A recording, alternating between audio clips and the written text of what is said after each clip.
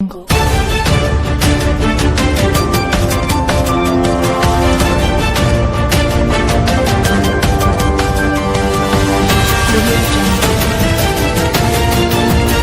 பார்த்துக் கொண்டிருப்பது புரட்சி நியூஸ் நேரலை செய்திகள்.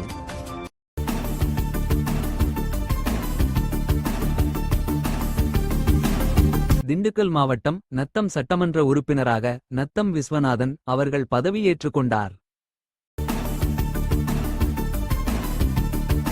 புரட்சி நியூஸ் செய்திகளுக்காக ஆசிரியர் புரட்சிதாசன். தினசரி நேரலை செய்திகளை உடனுக்குடன் தெரிந்து கொள்ள புரட்சி நியூஸ் செய்திகள் சேனலை சப்ஸ்கிரைப் செய்யவும்.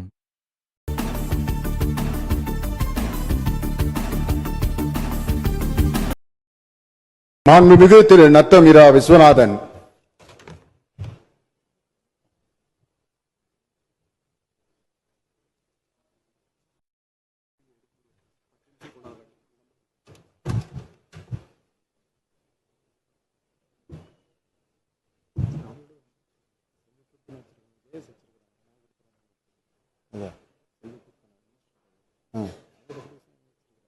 எதை வச்சிருக்காங்க?